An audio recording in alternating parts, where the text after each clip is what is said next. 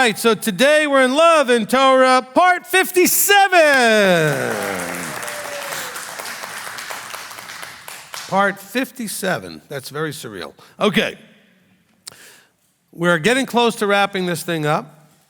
Got just a little bit more to go. And as we do, let's remember what we're doing here. We're trying to understand love. And what we have come to discover in these 56 previous parts is that love is absolutely connected to Torah observance. The commandments teach us and instruct us on what love should look like and how to do it and how to manifest that. And it's the two great commands, as Yeshua talks about, the two great commands, they're both about love, loving our Elohim and loving our neighbor. And so we've been exploring that now for over a year.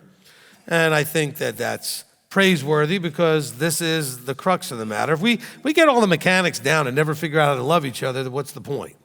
There really would be no point. We really need to learn to love each other. Okay, we also need to show him love the way he desires it to be expressed. And he teaches that in his word. That's what the whole point of the Torah instruction is to instruct us in what he desires us to do. And that includes how to love him and how to love each other. So we're in 1 John chapter 5. We're just going to read a few verses here, so we're not going to read the whole chapter. And then we're going to go to John 15 after that. Everyone who believes, verse 1, everyone believes that Yeshua is the Messiah has been born of Elohim, and everyone who loves the one bringing forth also loves the one having been born of him. Let's break that down a little bit. Everyone who believes that Yeshua is the Messiah has been born of Elohim. Okay, the wording is terrible, all right, in my opinion, right?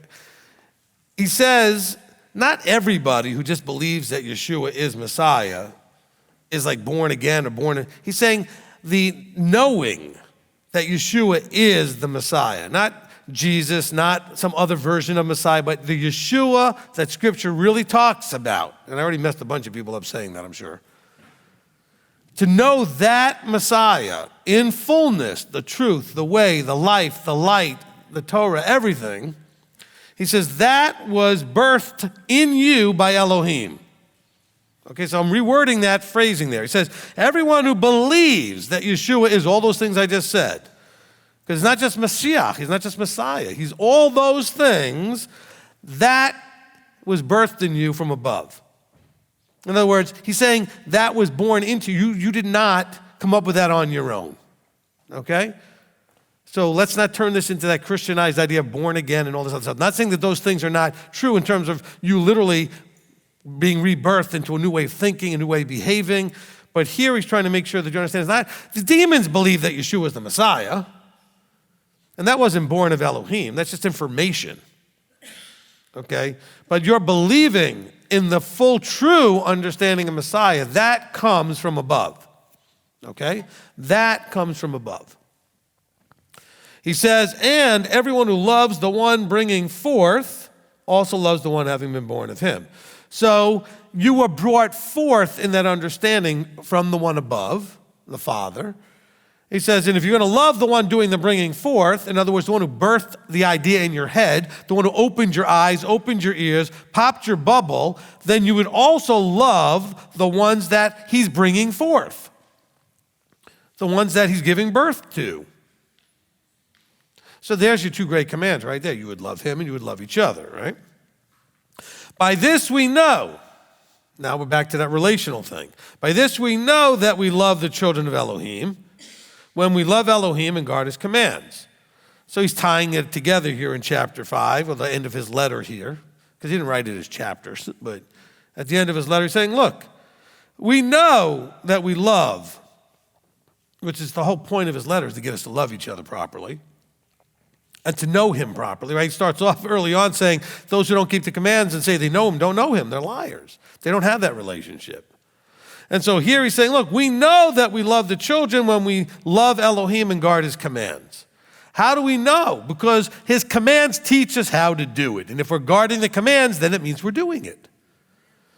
Because the commands instruct us how to do that. So he's tying it together. This is like as if he was giving the same sermon I'm trying to give, which is tied together the idea of love and Torah. He's saying this is how you know. By this we know that we love the children of Elohim when we love Elohim and guard his commands. For this is the love for Elohim, that we guard his commands, and his commands are not heavy. So the love of Elohim is expressed through guarding of the commands. And we've said that as many times as we could say that in 56 weeks, all right? Or 56 parts anyway, because sometimes it was more than one in a week, or during a holy day or something. So, he says, this is the love for Elohim, as expressed by us, as he's desired it, that we guard his commands. And, by the way, his commands are not heavy. Okay? Heavy meaning like hard to carry and do. They're not difficult. Now, they're challenging in a world not his, and we talked about that a lot in Peace in a World Not His. So from that point of view, they are challenging to do. But if you lived in a world that was Torah observant, they wouldn't be very challenging at all to do. Okay? I mean, some of the loving each other part could be a little challenging, but the actual mechanics of this generally is not. The only thing that gets in our way is our emotions. When our emotions drive, instead of our intellect, our reason, our rational thinking, our logic, when the emotions drive, I'm not trying to tell you to be like, a Vulcan, like Spock or something, and have no emotions, okay? Oh no, Rabbi just quoted Star Trek. All right. So I said, don't let your emotions drive. I'm a very emotional person. I laugh, I get loud, I get happy, you see me very expressive. I'm not just sitting up here very boring and just, monotone. Okay, so you have emotion, but the emotion can't be driving, because that's when you get out of balance and end up in a ditch, okay? Or you end up doing something and someone knocks you into a ditch because you trigger their emotions, and the next thing you know, you're both in a ditch. And so he's saying here, look, these commands, his commands are not burdensome. They're not challenging in that way, by heavy. Because heavy, the metaphor always is this picture of a burden. And so what would be a burden? We call animals, we used to call them certain ones, beasts of burden. What did they do, the beasts of burden? You put big, sacks of things on them that they would carry, these burdens, all right? And so they would be strapped on, and the animal would carry these heavy things. So that's where we get that idea of heavy and burden. So he's saying, look, the commandments are not a burden that you are going to have to carry and get exhausted doing.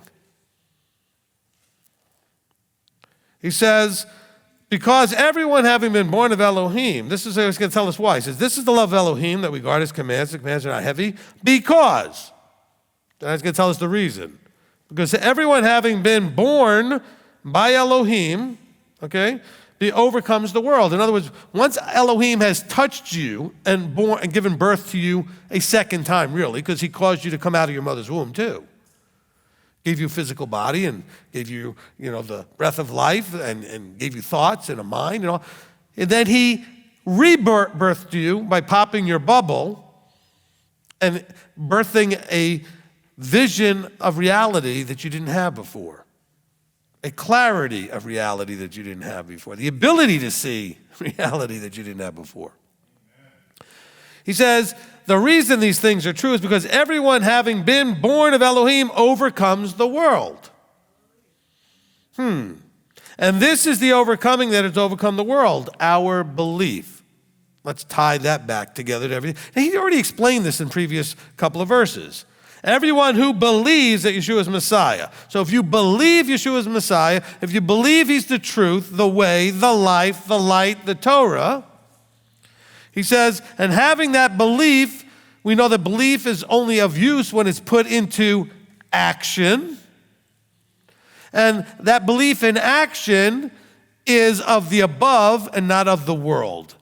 And for it to be of the above, you have to overcome then the world. So you know how to not act like the world. In other words, you've overcome the temptation to be of the below, of the world.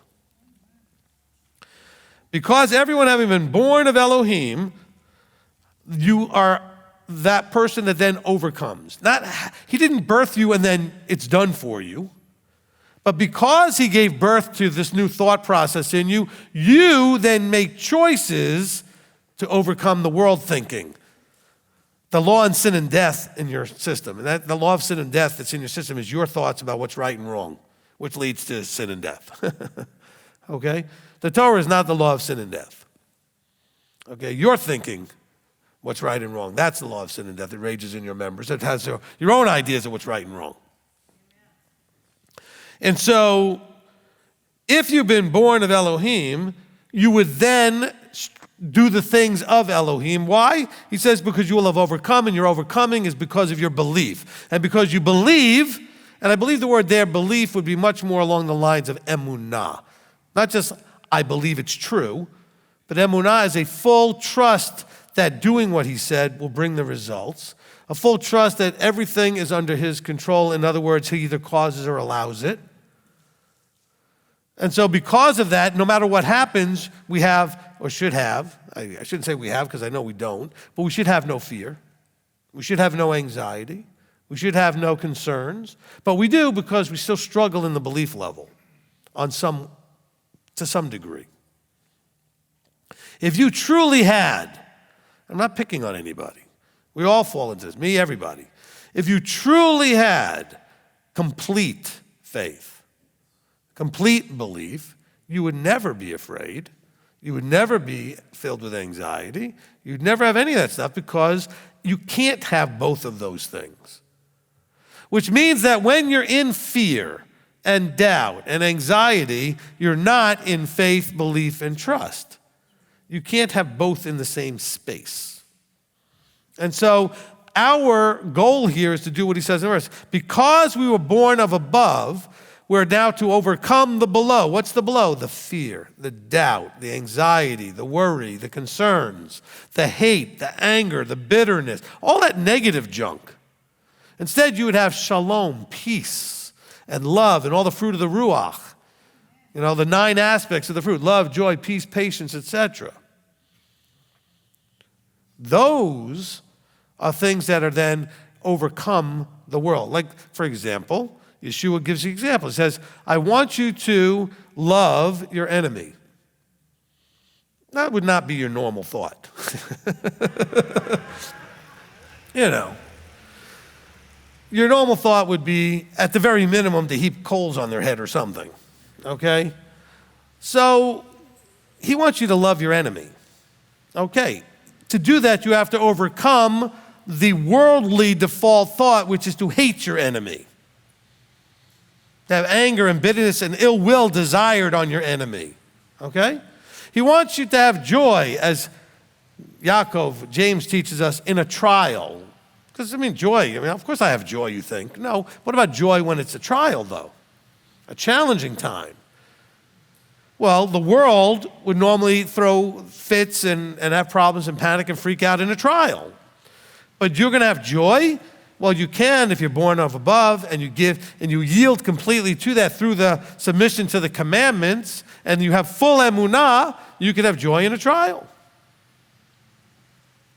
You know, I will take a little side trail here.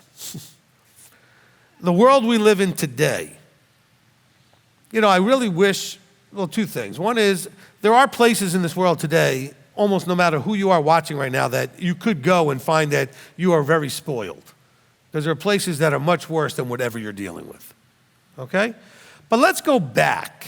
You know, I was watching something the other day that took place in the Middle Ages. And you know, in the Middle Ages, they didn't have indoor plumbing, okay? They didn't have electricity. People dumped basically their toilet stuff right out the windows into the street, their bedpans or whatever. And so the streets smelled of that stuff, and that's why a lot of people got sick and everything. We don't even understand and appreciate just the fact that you have electricity and or plumbing, what you have, and you whine and complain about whatever. I can't afford a new car, I can't afford that.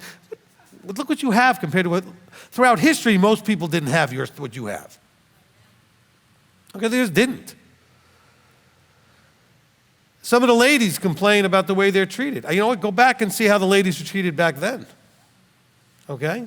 Guys, some of you guys, whine and complain. Look, you go back, and we're talking about just, like after Yeshua, for like most of the next 1600 years, people could come into your town, they would kill all of you men, any which ones that were young enough if they wanted to, they would take as slaves. They would rape the women and maybe take them as slaves. This was very, I don't want to say normal, but it happened a lot. It was life. There was actually a reasonably good chance that could happen to your town during certain times in history.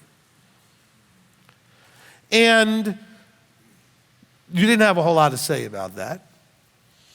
But and for the ladies are thinking, well, I have rights, I have this. But back then, you would have had none of that. And a man would have just taken you, and I mean by taking you, okay, in every possible way if he wanted to. And you had nothing you could say. And we don't have that today, thankfully, in most of the world, okay? And yet, we struggle emotionally with the inconveniences that we deal with. And they're really minor inconveniences compared to what could be. But to us, it's like the end of the world, you know. I can't believe my internet still doesn't work this week.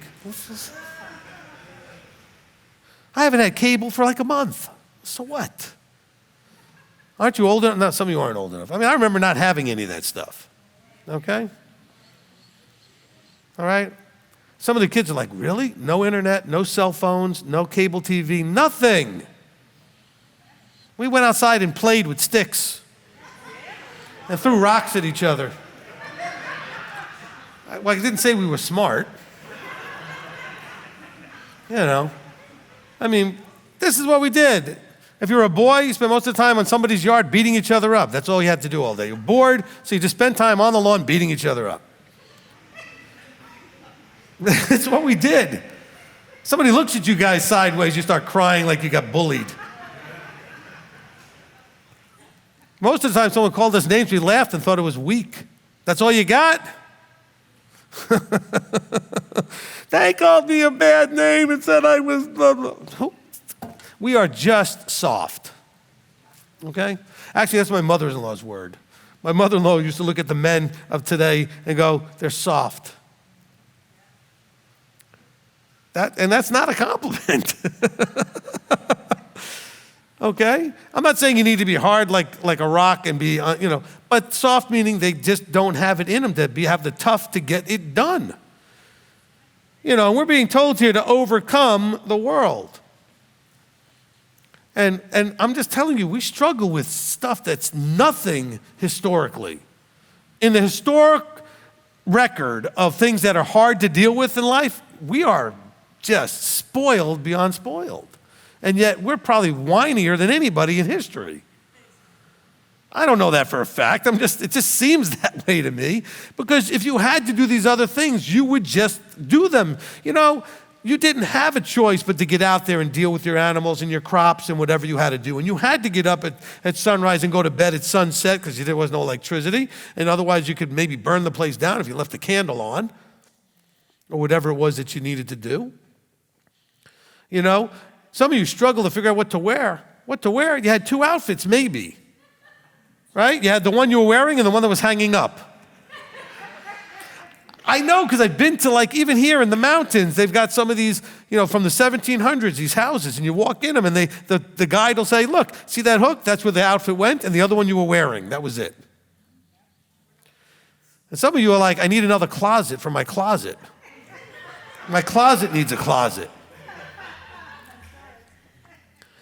I was almost ready to, now I'm not picking on my wife, but when we first got married, she had a lot of stuff. And I said, you know what, I'm going to get us a house and make one room. Like in the cleaners where they have that electronic thing that goes around with hangers? I'll give you one big giant room and make that your closet. Pull your dresses off of it. That's not to pick on her. She was blessed, made good living, and was able to buy herself a bunch of stuff. I'm not picking on that. But what I'm saying is we are spoiled, okay? And even those of us that don't have a lot have way more than a lot of people, most people throughout history ever had, okay? Most people, because you still have indoor plumbing and you still have electricity, you have heat, you've got all that stuff. Okay, air conditioning. Listen, you were in the summer, imagine if you had to sleep with no air conditioning in 90 degrees. A lot of you have never had to do that. If you had, you remember that you were glad it didn't last long. All right? I was in Canada one time, and you would think, I guess they would think, well, it's Canada. What do we need air conditioning for? Well, I went up there during a heat wave. And I stayed in one house, and it was in the 90s outside. It was hotter inside, and they put me in a room that was sort of towards the upper part of the house where the heat's all rising. I couldn't sleep. And I'm thinking, imagine people, and I didn't complain or anything. I was just like imagining if this is what your life was and how spoiled I was to not have, And so, I was so glad. That trip I ended up going from, I think from Manitoba all the way to the Yukon, and I was so happy when I got to the Yukon. Because it was a brisk 75, and I said, finally a break, and that was a heat wave for them. Because it was in the 90s in Canada. It was hot. And so they weren't prepared for that, because it's not a usual thing for them. But I'm just going through all of this because we live in challenging times. And in those challenges, what's going to be affected? How we love each other and how we love Him. Our attitude's going to be affected. Our obedience is going to get potentially affected because we have not fully yet overcome the world. What's the world? The way the world sees things, and then the way the world responds to things. Okay, don't just think of the world as the things the world is doing. It's the reason they're doing them. It's the mindset. Without that mindset, you wouldn't do those things. Hopefully you don't have the mindset, which is why you don't do those things. Okay? I'm going to talk a little eschatology for you here just for a second. Look, you guys want to talk end times, and everybody wants to always think it's end times, right? Anything happens, see, look, it's end times. See, the vaccine passport is going to be the mark of the beast, or blah, blah, blah, blah, blah. Look, we don't know what is what. But I have people freaking out over the lockdowns and this and that and the other thing and how life's getting hard and jobs are getting lost and they're not wanting to. And they think, I said, wait a minute. What did you think, if this really is end times, what did you think that was going to look like? Were you still banking on a rapture? It's not coming. The rapture bus has a blown engine and 4 flat tires. Okay? So if you have a ticket, there's no refunds. Okay. What did you think it was going to look like? And I don't think this is even it. I don't even think this scratches the surface of what it's going to look like. But if this was, why are you upset? Okay. When you read about the tribulation, when you read about the end times, it's supposed to be a couple of things. One, the worst time that's ever been. Agreed? All right. Number 2, it's supposed to be the time that challenges and final tests a bunch of people before they get changed into the incorruptible. That final exam, you ever do anything where there's a final exam? Is it usually the hardest test of all the tests? So what do you expect from this to be? If this really is it, which I don't even think is anywhere near it, but if it's it, it's going to be the worst thing that's ever happened ever in the history of the universe, and you are going to go through it. And you've talked the talk all the time. Oh, yeah, well, really? Look at how you're already reacting. I've got people all over the world panicking over all of this stuff. Why are you panicking? Well, I lost my job and I can't find work and I can't even leave my house and they wanted me to get the jab and all this. So what? It's going to get worse. This isn't the worst the world's ever seen. This isn't a plague like they've seen when there's been plagues and all the other things that have killed. Look, this, if you take the numbers, and their numbers we know are wrong, but let's just take their numbers. Isn't anywhere close when we've had hundreds of millions of people die in some of the things that were going on in times past. And we're reacting as if, we're dealing with that kind of thing.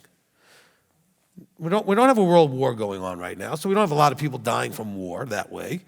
We don't have the plagues and pestilence going on. Yes, people are dying. There are people always dying of something, but not like that.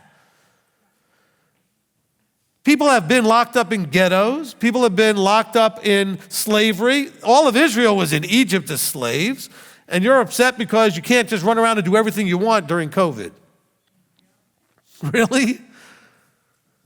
And your peace is disturbed, and your emunah is shot, and you're fearful, and you're filled with anxiety, and you're angry, and you're bitter.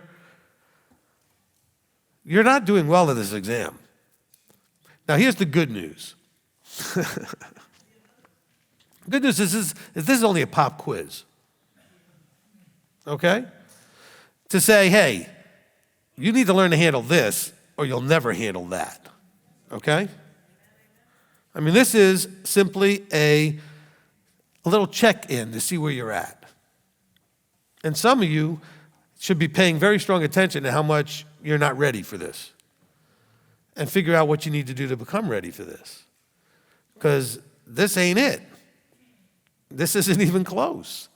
It may, I'm not saying it can't be the beginnings of it at some point, but we're nowhere near what this is going to look like when it actually hits. You have freedom. You're here now. That won't be the case. These things will not be the case. They're going to come after those of us that are keeping and guarding the commands. We're still meeting very freely. Almost every type of business is still open to whatever degree. Travel's tough, I get that. Okay, and some countries are much more locked down than others. But we're talking about the whole world being in this condition of whatever it is he's talking about in Revelation. Okay, he didn't say in Revelation, pour this out on Australia or England or US or Africa or whatever. He said, pour this out on the world. Open this seal and this happens to everybody. Okay? And so we don't see that at the moment. There's still food available. There's still things that are going to be way more challenging when we get there, when we really get there. Problem is, we don't have perspective. Just like I tell you sometimes when we read the scriptures, that if we don't go back to get perspective, to see the context, we lack context. If I took you to parts of Brazil or parts of Africa or parts of India, or places that you are familiar with that are really in almost third world squalor, like back in the Stone Age, you would be appalled and cry and be so sad to see what people live in. And you don't live in that. You have no idea what that's like. And of course, I could have named millions of other places. Even parts of this country, you'd be appalled. And then you would realize how spoiled you are. And you're spoiled, but I'm broke. Doesn't matter, you're spoiled broke. Because you still have a house or an apartment, you still have a car, you still have a job, you still have electricity, you still have food, you still got a refrigerator and all that other stuff. Okay, you go to places, they've got dirt floors, okay, dirt streets, stuff running in and out of your place, rodents and everything else. You got, you get upset because somebody never vacuums your carpet. Carpeting, you got to sweep the dirt. You're sweeping dirt in your house because that's your floor's dirt, and you're sweeping the dirt. And we just don't get it. Almost everybody listening, wherever they live, they're not in that. Because thankfully, it's not the majority of the planet that's dealing with that. However, most of the rest of the planet could care less about those that are in that.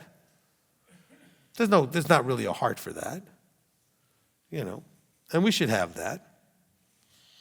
But I promise you, those people complain less than you do. I promise you 1,000,000%. They complain, some of them don't complain at all. In other words, they accept their life and they do the best they can and they live their life and they appreciate every moment knowing that death could be coming because there's more disease and more other things that happen in those places. And yet we are just, especially you teenagers, oh my gosh. And you guys are the weakest, and I'm not picking on you. You need to get strong. You're the weakest emotionally, mentally, and probably physically, because you don't have to do anything. It's all so easy. Should have had you all grow up on a farm. You'd have been driving a tractor at 8, okay? You'd have been putting fence holes together and all that at 10 or whatever. You'd be milking the cows and getting the eggs from the chickens and everything else as soon as you were big enough to do it. Instead, It's hard to get you to wash dishes and take out the garbage. We go, hey, listen, I need you to wash the dishes. I'm sorry, did I torture you just now? You ate food and made dishes. One of the mothers was like, tell it, Rabbi. You know. And some of you are, because you're weak, and I'm talking to you teenagers now, you're going to freak out when you turn 19 or 18 and you realize you're going to have to figure out how to live on your own because you're so woefully unprepared, because you're busy walking around like know-it-alls who are stuck with your face in your phone. And the stuff on your phone isn't going to help you, okay? Not unless you're looking at books, motivational training, that kind of stuff, educational things that you can get learn to do something. But no, you're mostly sitting like this, getting all your dopamine hits. See, some of you don't understand this. Our brain puts out that feel-good dopamine. When you look at anything new, it excites the brain.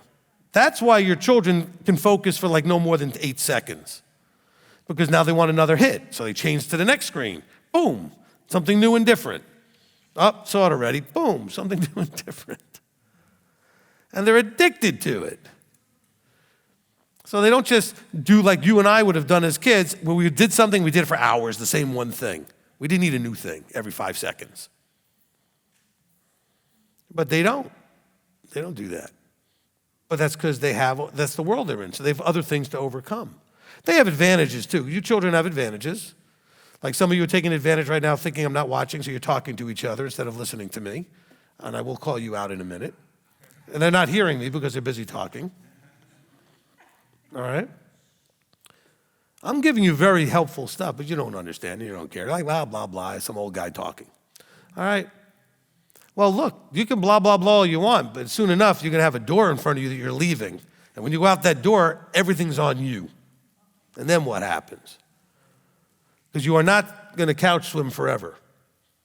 No, you're not going to stay in that couch or in that bedroom. Somebody's going to eventually show you a door and say, time to leave the nest. Okay? And then what are you going to do? Are you prepared? And I don't want you panicking about this. All the resources are available to you.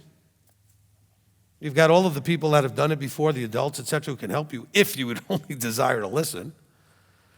But you're not at this point. That's fine. All right?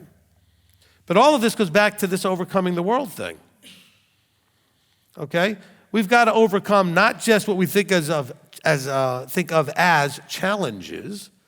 We've got to overcome how spoiled we are, all of the advantages, because those advantages actually turn into disadvantages.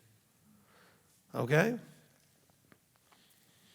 Some of you think that you'd like to this, you'd like that. You don't understand this. Whatever it is has advantages, also has disadvantages.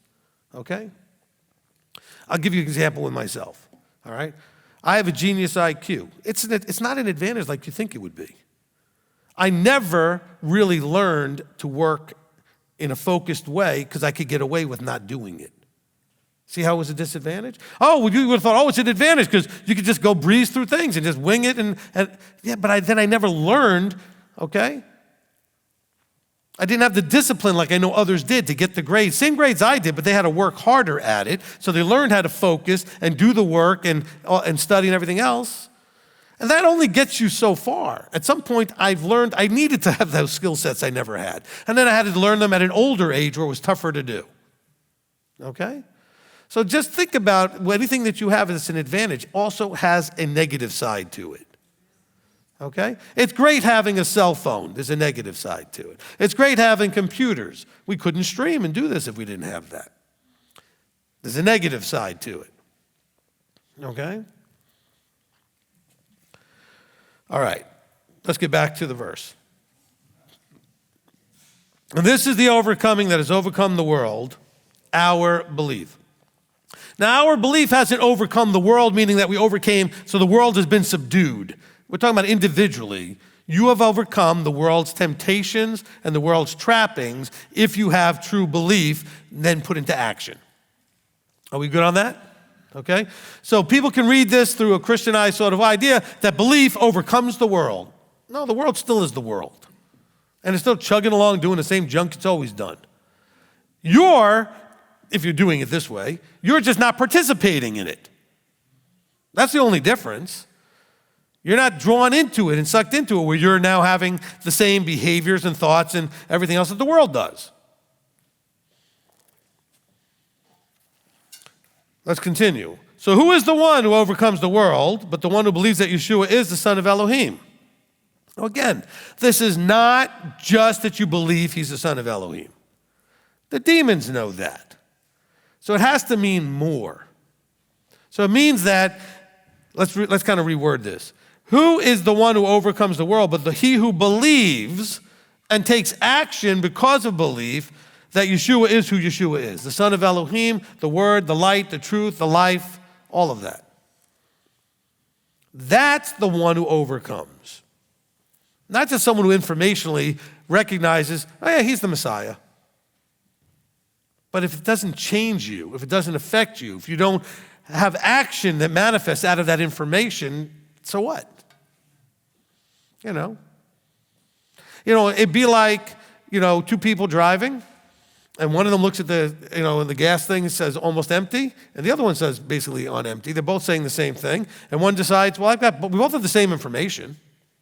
One decides to pull over and get gas, the other one doesn't, and guess what happens?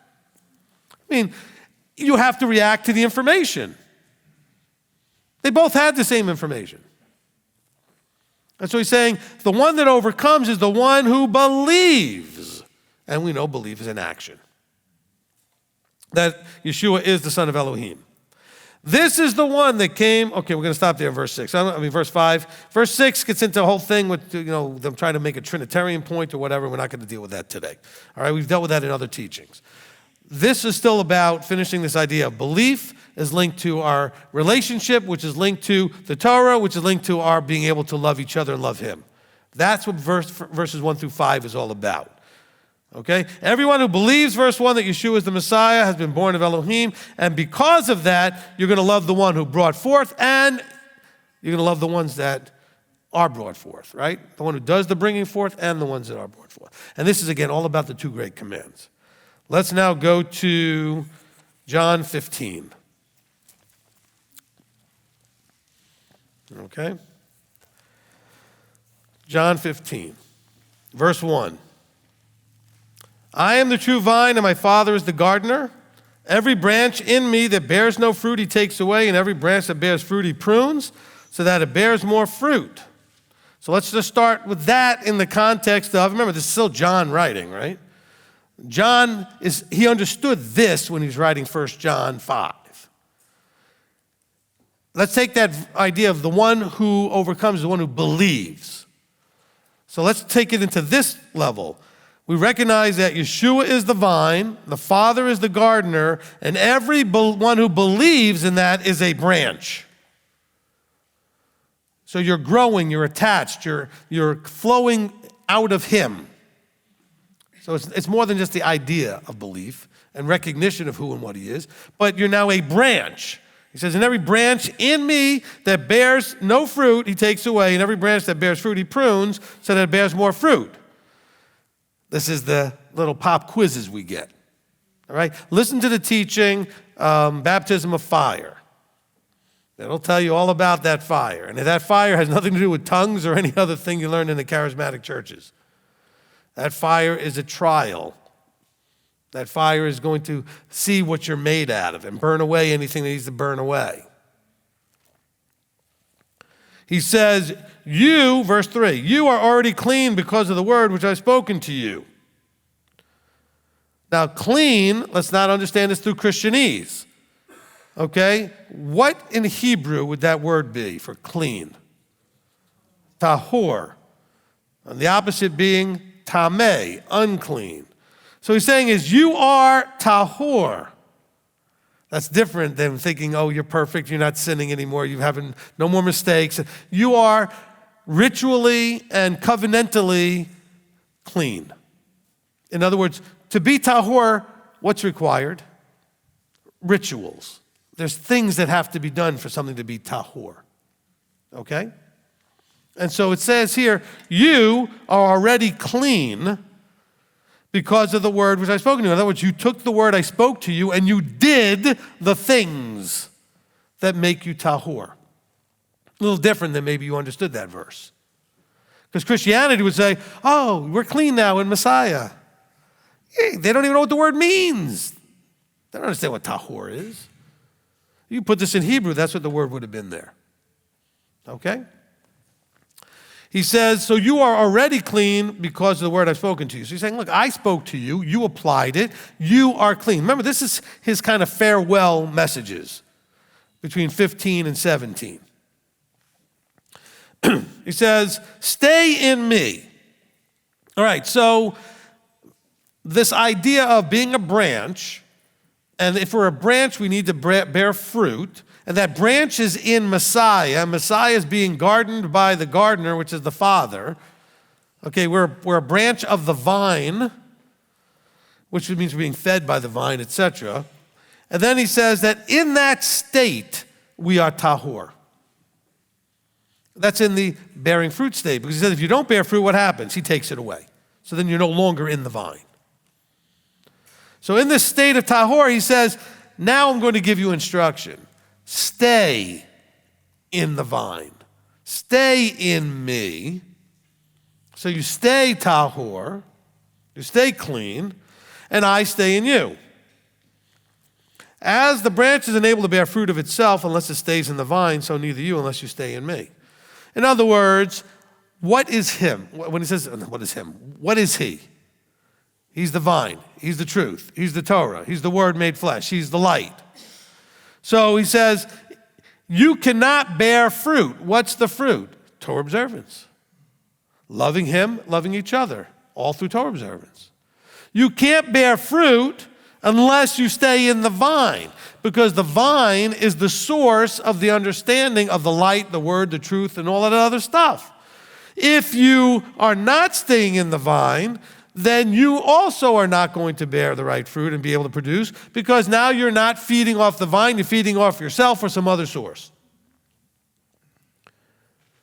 Stay in me and I in you, as the branch is unable to bear fruit of itself unless it stays in the vine.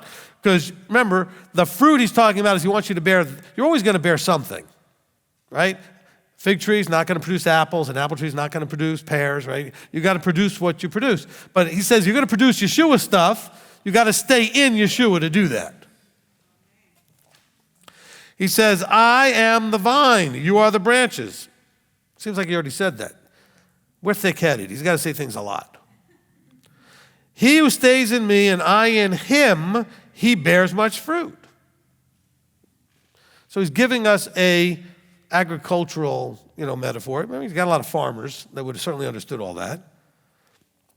He says, bears much fruit, because without me you're unable to do anything. Okay, you're able to do nothing. Now, it's not that you're able to do nothing. You can do tons of things. You're not able to do anything that's tahor. You're not going to be able to do anything of value. Okay? Because we're going back to the idea of bearing fruit. Not any fruit. I mean, you're going to, you can have the fruit of sin, the fruit of wickedness, anything that you do is a result. Think of the fruit as the word result. You're going to get a result. But the result he's talking about, which he's calling fruit, he says, you're not going to be able to do this without staying in me. You leave me, you're not going to bear that fruit. Love, joy, peace, patience, Torah observance, submission, belief, emunah, trust, faith, etc. So stay in me. He says, because without me, you're not able to do anything in this context. Anything you do will be outside of this context. Now, he wants to be even more clear. Anyone who doesn't stay in me, and I guess I should stop first and say, why would he tell you to stay if you could leave? Unless you could leave, I mean. See, all those once saved, always saved people, what's John 15 do in that case? I often tell the story how when I was in Hilton Head many years ago, was talking to a senior Baptist pastor, and being the sort of young, wise guy that I was or something, I don't know what the right word was, I like to have fun. It wasn't fun for the other person, but I thought it was fun. I've matured more since then, at least a little bit.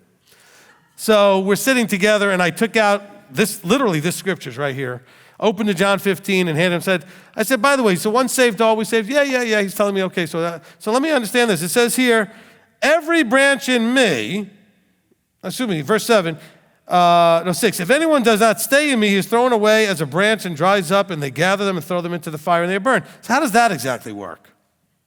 And he looked at me like my Bible was made out of fire and pushed it off to the side. He goes, and he said, this is the great part. He goes, well, I don't know that translation.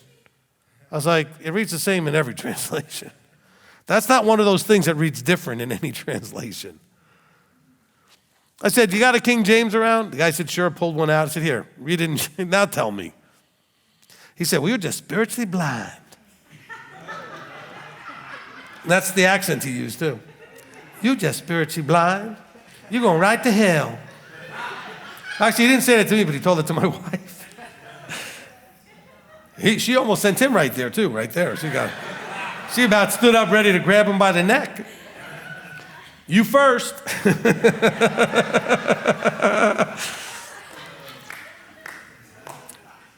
So, because I said, look, it says that every branch in me. That sounds like, if you're going to use their understanding of saved, that sounds like a saved person, right? Every branch in me. But then he says, stay in me. And it says, if you don't stay in me, and anyone that does not stay in me, verse 6. Whoa. That's when I asked him about, so what happens if a person doesn't stay in him? Oh, we call that a backslider. I'm not going to do the accent. I can't do it, but he goes, we call that a backslider. I said, so what happens to the backslider if he dies when he's backsliding? Does he still get in? Absolutely. I looked at him like, what? How does that make any sense? Okay? But they need to have that once saved, always saved security. And if you don't know what I'm talking about, listen to the teaching, Are You Saved, where I show you that that's not what it says here. But it should be so obvious. But see, you know why it's not? The bubble has to be popped. Because you have to learn, I'm teaching you how to read your Bible. Okay? You have to extrapolate what it's saying and what it's not saying. So for example, when you hear him say, stay in me, you should be hearing it's possible to leave. Because otherwise, why would it be necessary to say it? Okay? If you couldn't do it. And then he makes it clear, and if you don't stay, you're going to be like the branches, like the kindling, the super dry stuff thrown in the fire, and you're burned up. Which doesn't sound like torture forever in hell, something like that or whatever. This is what happens. If you don't stay in him, you get burned up, and that's it. It's quick, it's merciful, and that's it. It's Yeshua himself saying this to you. He says, and they're gathered them, and they throw them into the fire, and they're burned. Okay, so they go, oh, see, it says they're burned.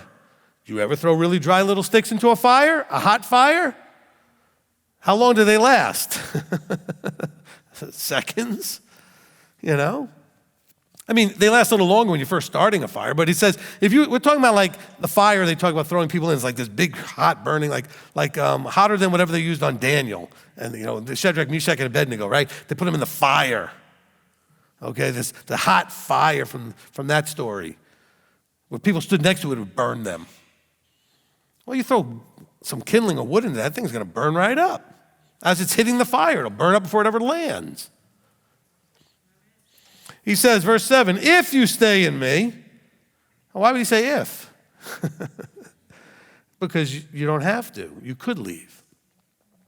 If you stay in me, and my words stay in you, this is the key. If you want to look at the rest of the verse, you shall ask whatever you wish, and it shall be done for you. Well, they want the whatever I wish asked for, and then you do it for me. No, he's not your magic lamp genie or something. Okay? He says, if you stay in me. Well, if you don't know what that is, then you don't know that you're doing it or not. What does it mean to stay in him? Covenant. That's how we're in him, it's through covenant. And what's covenant? I do whatever Yahweh says. That makes me in covenant. I agree to do whatever he says. So he says, if you stay in that state where you're agreeing and actually doing everything he said the best you can, he says, then you can ask whatever you wish and shall be done for you. If you're in that place, you're not going to ask dumb stuff because you can't be in that mindset and stay in him. You have to leave being in him to being in you. to ask for that dumb, selfish stuff, right? So people think, oh, I can just ask whatever I want. But you wouldn't ask just whatever you want if you were staying in him and his words were staying in you. You would know how to ask properly and what's appropriate to ask for. Okay, that's key. And everybody wants to think that they just kind of gives them the magic power to like the genie and ask whatever they want. Verse 8. Now, but notice that the if, though, still had to do with if you stay in me and my words. So if you don't stay in covenant, this doesn't work. And then if you even are in covenant, but you're not actually doing, the words have to stay in you. In other words, and when they're in you, they have to bear fruit. He already told you that in the first 6 verses. Everything's in context here. He says, if all that's happening, then whatever you ask, I'll do it. It shall be done for you. In this, my Father is esteemed, that you bear much fruit, and you shall be my taught ones. The esteem to the Father happens when you bear fruit in the context of having the Word, and you stay in Him, and the Word stay in you, and you do things. In other words, you are tahor, you're clean, because of your choices and your behavior, your character, your mindset, okay? Your actions. So the Father's esteemed that you bear much fruit. Not like you did something, say, okay, I did something, I made an altar call, I did whatever. No, you need to be bearing fruit, a lot of fruit, all the time. This is a life choice, not an action that's done like once, okay? It's not a task. You go in and do the task and you're done. This is a transformational life decision where you're going to change and become the person that lives this life. Not just something you would do occasionally, but you're going to live this life, okay? All right. He says, in this my Father's esteem, that you bear much fruit, and you shall be my students, my taught ones. In other words, you will demonstrate that you have been taught by me. Again, it's not a status like saying, I showed up in class and my teacher's name is, Yeshua, so that's my teacher. He's saying, no, when you bear much fruit to the esteem of the Father, you will have demonstrated that you have been my student. You see, the wording's a little different, but do you understand it more clearly? Because all these people out there want to claim, I'm disciple of Messiah, whatever they call them. It doesn't matter, in the churches or whatever. But really, are you bearing much fruit to the esteem of the Father? Well, yeah, I go to church on Sunday and that's not to the esteem of the Father. As the Father has loved me, verse 9. Now we're going to start talking very much more specifically, as we've been talking up to the point, about the whole love issue. As the Father, in like manner, as the Father has loved me, I have also loved you. In other words, I have done, just like I have received from my Father, I have done to you. Stay in my love. So he's telling you the things that he's done for you and to you is love, and he wants you to stay in that, which he's already told you is the words, is all these other things that bear the fruit, etc. He's not telling you any different than saying stay in my love is stay in me. He says, as the Father has done this. So we're seeing a pattern. You guys all want to be disciples, right? So what's a disciple? Disciple wants to become the discipler.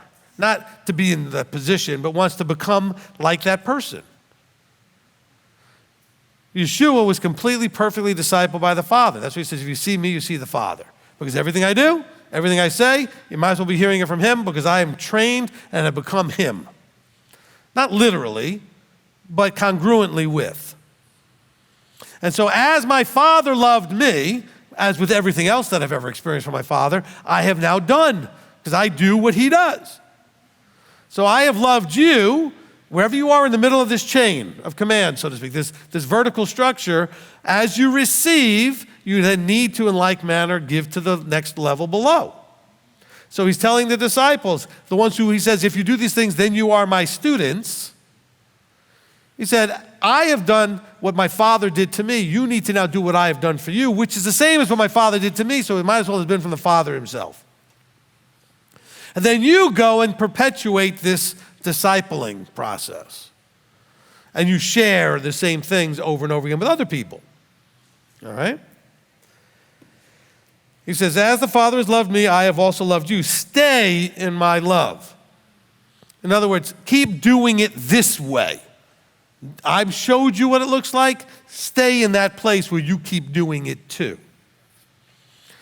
If, we're going to get back now to verse 10. Now, if you guard my commands, you shall stay in my love. So now it tells you, in case you don't know what staying in my love really means, he says, if you stay in my commands, that's what I'm talking about. He says it very straightforward. If you guard my commands, you stay in my love. Because the previous verse, he says, as the Father loved me, I've loved you also, stay in my love. Well, what does that mean, stay in my love? I mean, I already told you, but now the verse makes it even more clear. He says, this is what I mean, in case you're wondering. If you guard my commands, you shall stay in my love.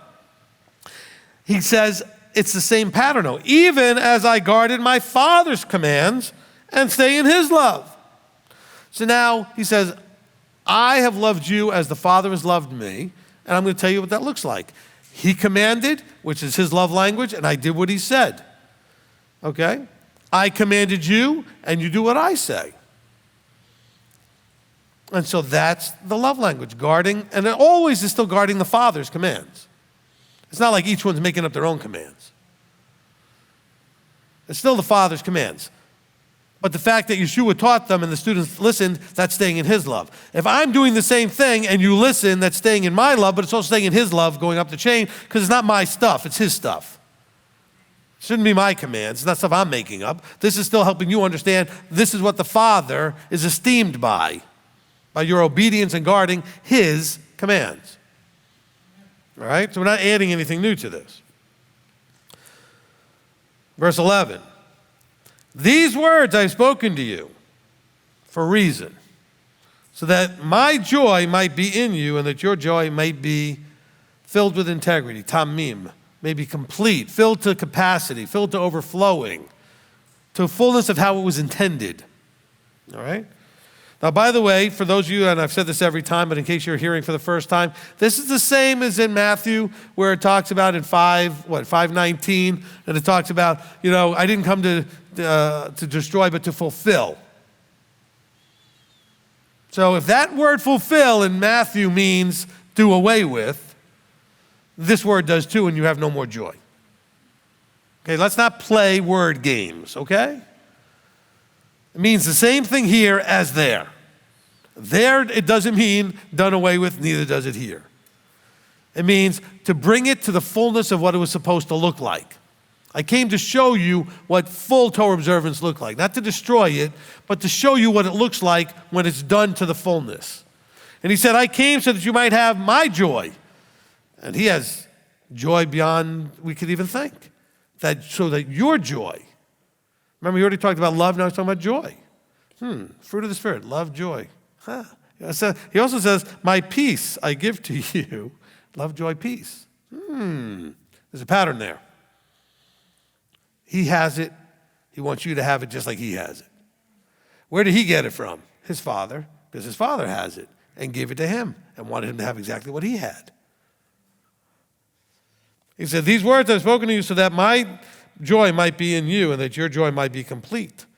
Not done with, but complete. So filled to the capacity that it could. This is my command, verse 12, that you love one another as I have loved you. Now, bear in mind, though, the Christians, churches out there will come back to you and just start in verse 12. This is my command, that you love one another as I have loved you. And they're only going to be thinking of what's the word they're going to be thinking of, how they were loved. Grace. You need to love everybody with grace because he loved us with grace, and that's what it's all about is grace.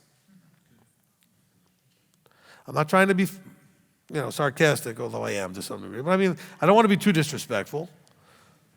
But that's damaging to their mindset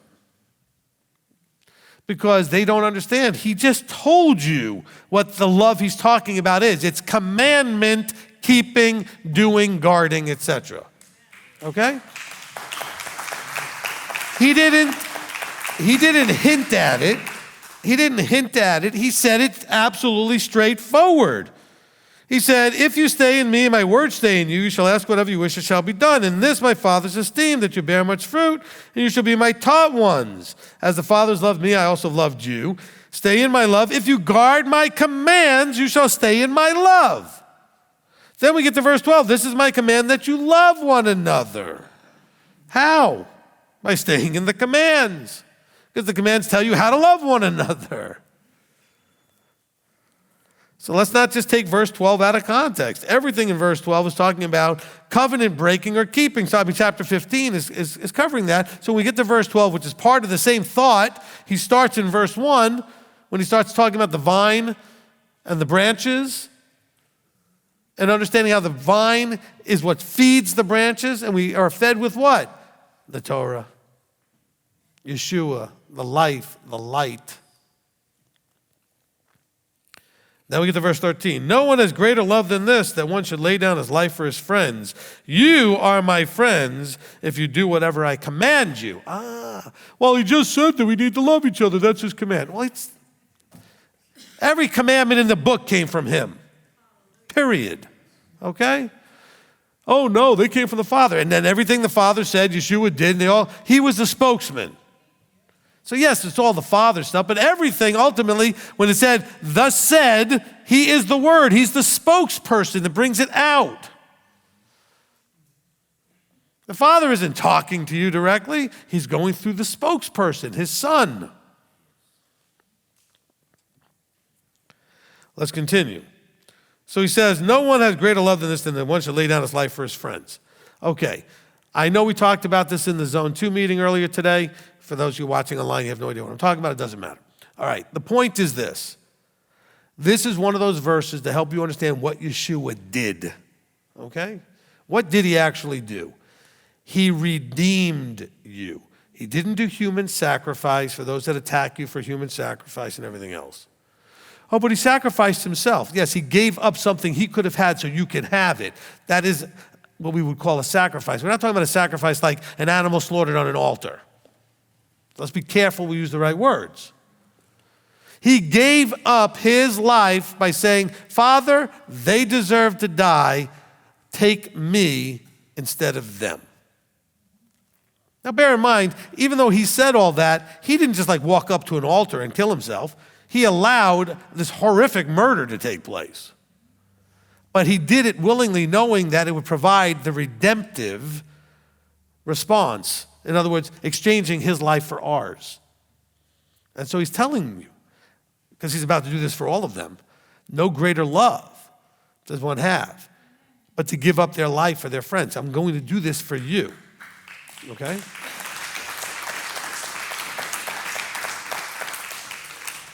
Now, we can take this a little further, and it can be a little more challenging. He said he did this for his friends. Now, in other places it says he gives up his life for the whole world. We're not contradicting anything here. What he did made available to everyone at the same time the potential to become a friend. How's that? And that if you're a friend, you get the benefit of the death, of the redemption. He's only redeeming his friends. Ultimately, okay? However, his plan is that everybody gets the choice to become a friend. So there's no respecter of persons, right? All the verses have to be used. He says Yahweh's not a respecter of persons. He doesn't, many verses in the Torah about not respecting the poor or respecting the wealthy. In other words, giving them a higher preference because of their status. But understand that nobody's getting in that's not a friend. And he wants us to be friends. And how does he say to be friends? He says, if we love him and guard his commands, then we are his friends. You are my friends if you do whatever I command you. So when we covenant, actually it's a covenant of friendship. I've never taught this way before. It's just pay attention. It's not in any other place. It's a covenant of friendship. Yahweh wants to spend forever with his friends. The Father wants to spend forever with his friends. Now, he desires that all be saved. So he'd like everybody to be his friend. Not everybody will stay in him, though. That's the problem, is staying in. Okay? If you don't stay in, then that's a different problem. Okay? You can leave. You know, Yeshua makes a statement, I don't have the verse in front of me, where he says, let's see if I have it right here real quick. I think we're probably going to get to it in the next place we read in chapter. Anyway, one of the places he says, all that you have given me, I have not lost one. Right? That doesn't mean that nobody could get out. He says, all that you've placed in my hands, I haven't lost any of them. Of course, it's not a locked box. You can climb out. Okay? He said, but I haven't lost them. I haven't done anything to lose them, and I know exactly where they all are. Okay? But you have freedom of choice. That is a huge part of the puzzle, right? The freedom to choose. And with that freedom of choice, you could choose to get out of the vine. You could leave. Why he said it 4, 5, 6 times already. Stay in me, please. You know, Elder Billy has that whole teaching, stay in me. Because you can leave. We've all seen people leave. We know it can happen. We've seen it. So he says, stay in me. And then if you stay in him and guard his commands and make it through the end, you guess what? You get to be his friend. And he's going to give you the eternal life to be friends with him forever. How awesome is that? Amen?